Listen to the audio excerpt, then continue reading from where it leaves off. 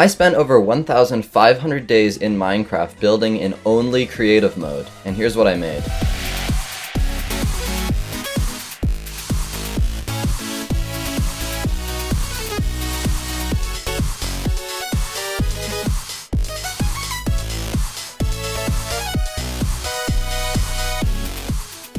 Now, if you don't know, one Minecraft day is 20 minutes in the real world, so I spent over 500 hours building this. So as you can see, yeah, 23 days with world open, that's a few. And the other thing is that I didn't work on this alone. Other people have like hundreds of hours as well, so this is fairly large. But first, let me give you a bit of context on what all of this actually is.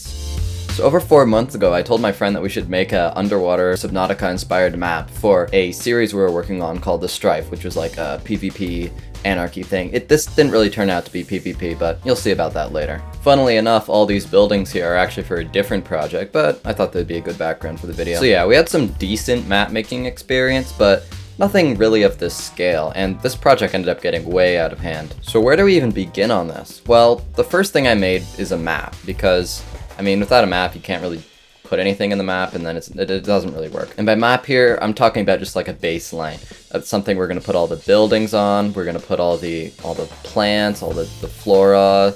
Just everything's going on top of this base map. So I hopped into Blender, which is a 3D modeling tool, and I made this. It's like a underwater ground, textured, big canyons, big spires, just kind of dramatic underwater landscape material. And I just modeled this procedurally. So if you know how to use Blender, this might actually mean something, but for the rest of you, basically I'm just procedurally making a map here. So now that I have this, I can export it as a height map and then use that in another program called World Painter. Basically what World Painter can do is just take an image with like a height map and make it into a Minecraft map. So this is actually a full world that I can export. So what I did here is color the different biomes with different block palettes. So we see all the blocks here, and I just chose the block palettes and assigned them for different heights. So we got shallow areas having a sand look, deeper areas having a more stony look, and then in the giant chasms that we showed earlier, there's bone edges to the walls, and then this big magma pool here. So basically we just have the whole thing colored here. And then we can add other layers on top of this, such as scattering plants around, and I made like 163 plants.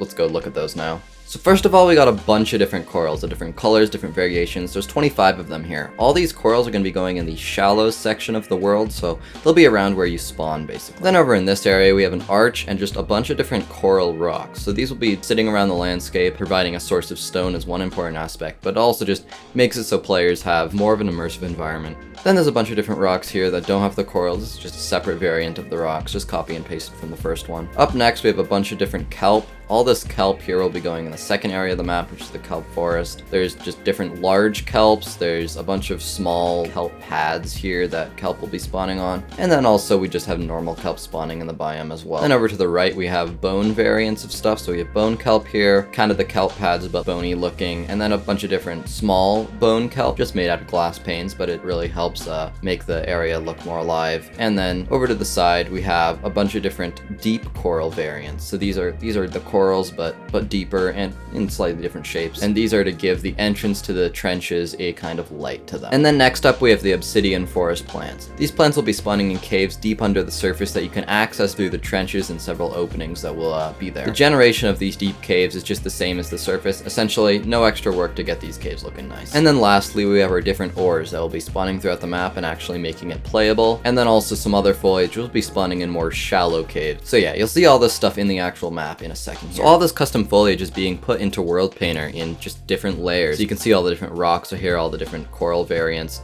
And these just spawn underwater, and I press a button and they all pop in throughout the map. Obviously it takes a little bit of work to get the intensities correct, but with enough trial and error, we got it. So now I have all those plants for the map, but we probably need some shipwrecks too, so you can actually get loot from somewhere. So I made a few. Yeah, there's a few. They keep going. Oh, I hit one. Oh, let's go over that. Oh, there's yep. Oh, okay. They're still, yeah, just.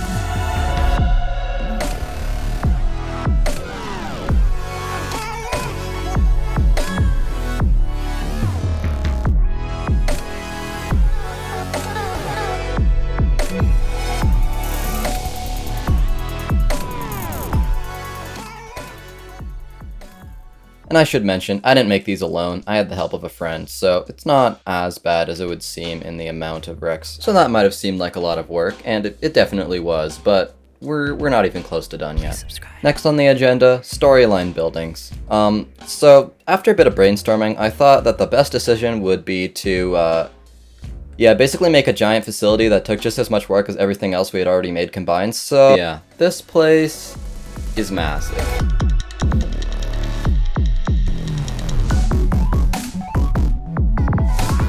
It goes all the way from the very top of the height limit to the very bottom of build depth. This place also has a bunch of storyline elements inside, which I won't be revealing because, you know, that'd be a spoiler. So yeah, this took a lot of time, as much as basically all of the other stuff, including the city, which we didn't even build for this server. This place has 25 different unique rooms that all serve to really bring it together and make it seem like an actual functional place.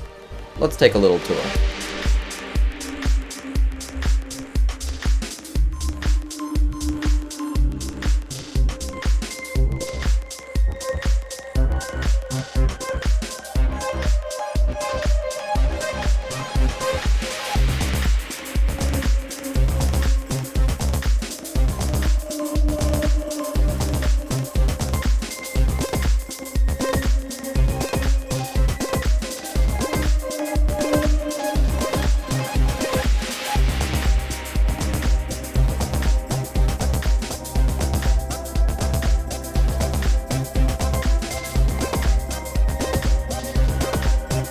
But even now, after all of this work, we were only halfway through our to-do list. So with the facility made and 21 lore books in the bag, we are ready to put everything together. And by put everything together, I mean place every single individual wreck. Yeah, that took me 3 days straight. But before we do that,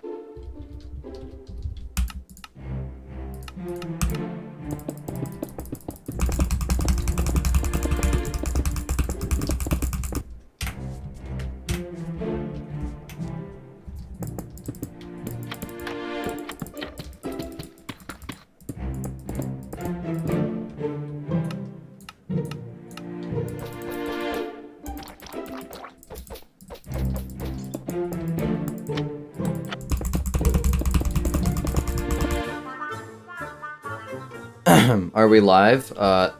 Looks like we are. Okay, so... Hi guys. So, essentially, subscribe. It really helps me out, and it's really, like, better than... If you gave me $1 million, it would not help more than subscribe. It's subscribe. It's completely free, and you can always unsubscribe later. Subscribe, you don't have to if you don't want to, but I think that could be cool. Subscribe for 10,000 years of good luck. 10,000, that's quite a lot. This video was sponsored by the subscribe button. They actually are an entire company. Desaturate that subscribe button, guys. See, I just gotta, desaturate it. Just, I mean, I'm making it disappear, but absolutely blow up that subscribe button. Just blow it up, honestly, like, I think that would be the best call of action here. What were we on? Oh yeah, right, the placing of the things that took 3 days. So we have this big spreadsheet. These are all the locations we had to place wrecks. And not just once, we actually had to place one in every single one, or at least check to see if there was one in every single one, twice. So it's this times 2. Hello. We also added a few other things, like the spawn island, this bunker under the spawn island, and this other island, which also has a bunker on it. All these structures are relevant to the storyline, but yeah, once again, I'm not going to be spoiling that. Why are there endermen here? Now that all the wrecks are in place, let's have a look at what the map is looking like so far.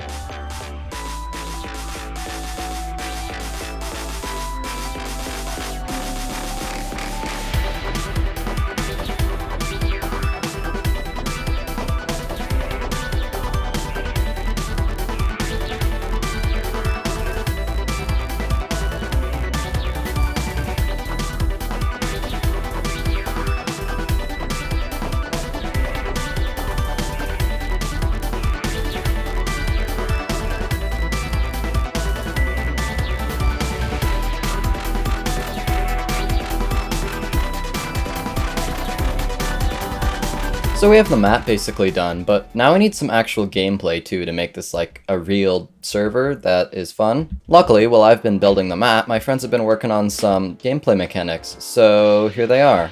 First of all, you drown way faster. Yeah, that was very quick. Second of all, you can't place doors underwater to breathe. It just doesn't work. You can try switching off, back on. It just switches you to adventure mode. And here we go again. You also can't place anything else that will help you breathe. Buttons don't work, water buckets don't work. Yeah, you can't. No. Don't worry though, you can breathe. There's diver's masks to increase your oxygen supply by a bunch, and they come in 3 different levels. This one even gives you night vision. Then we also already have a bunch of custom weapons here that we can use. You got combat knives, axes, crowbars, swords, other swords, just basically everything you could ask for. Oh, there's one more. Hold on. Yep, okay, great. And then we also have some other miscellaneous custom things, such as this keycard reader here. But there's still more gameplay-wise we need to add. First on the list is a custom soundtrack. So I hopped into Ableton, and with the help of a friend, for the next few weeks, worked on a soundtrack. We ended up with a final count of 28 songs, which is pretty good. That made the soundtrack over an hour long, and on top of that we added a bunch of ambiences that would play in the different biomes to just make things a little bit more immersive. The soundtrack is actually on all the streaming platforms as well, if you just look up The Strife Season 3, but the 3 is 3 eyes, because that's the way we wrote it, and that's what they and you can also buy it on iTunes if you want to use it in videos and stuff.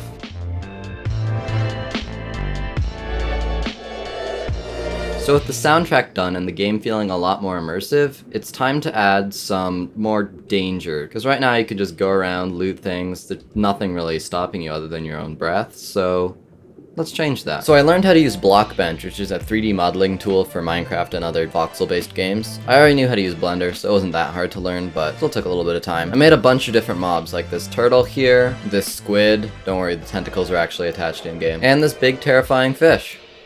Isn't that nice? By the way, the reason these things don't have textures is because Blockbench is just not finding the correct file. They have textures in-game, and I'll show you that in a sec. So we got custom turtles, custom dolphins, custom cod which change variations based on the depth that they're at, a completely new custom mob which is technically based off of the Guardian, but the model is completely new.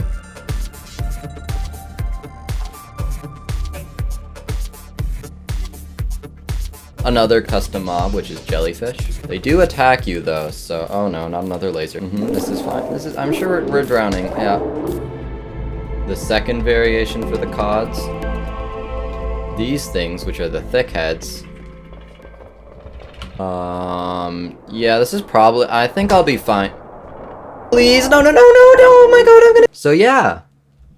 I also made a bunch of variations of normal fish that just explode into blood clouds, because that's always fun.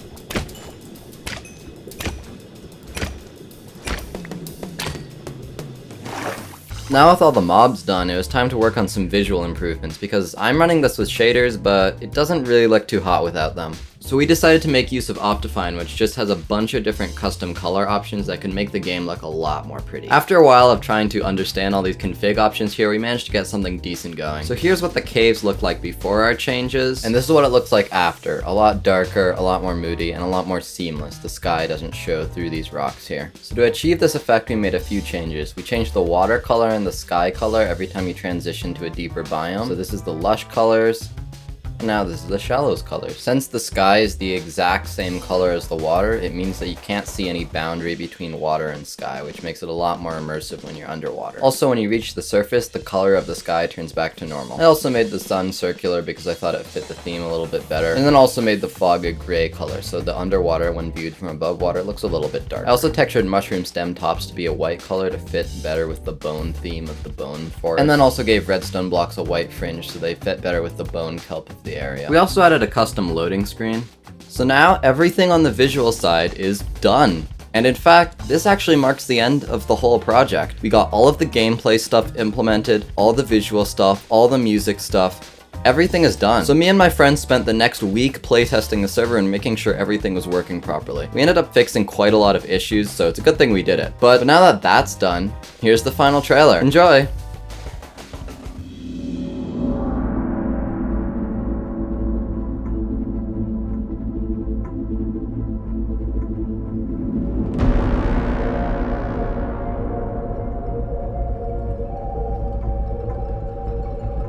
There's strangely light my deep.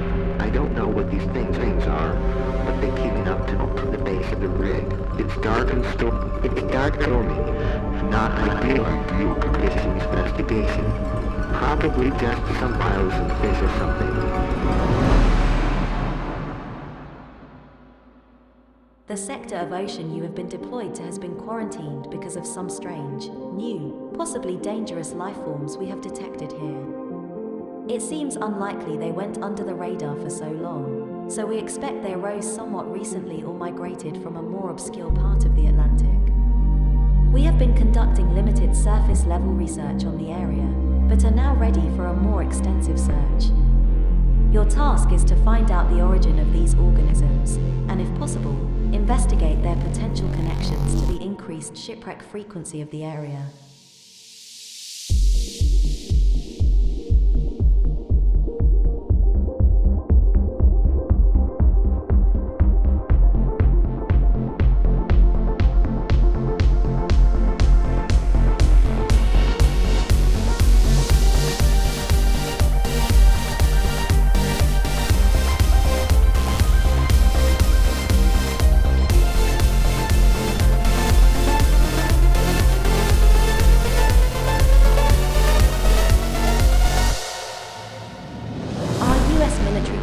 Have been a bit deflective about this whole situation, so while unlikely, there may be more to this story than expected. So that's that. If you want to play on this server, then you can join the Discord, which will be in the description below. However, because we only have a certain amount of server hosting capabilities, we can only let a few people play at a time. We'll try to get more if a lot of people want to play though. So because of this, I will be prioritizing people who subscribe to my Patreon, so you can also find the link to that in the description, and that's also a good way to support me and this channel. If you enjoyed this video, please leave a like as it really helps out in the YouTube algorithm game, and also subscribe if you haven't already. Oh, and also, if you want to see more in-depth on how I did each stage of this process, let me know in the comments below and I'll make the most requested videos. Alright, thanks for watching and have a nice day.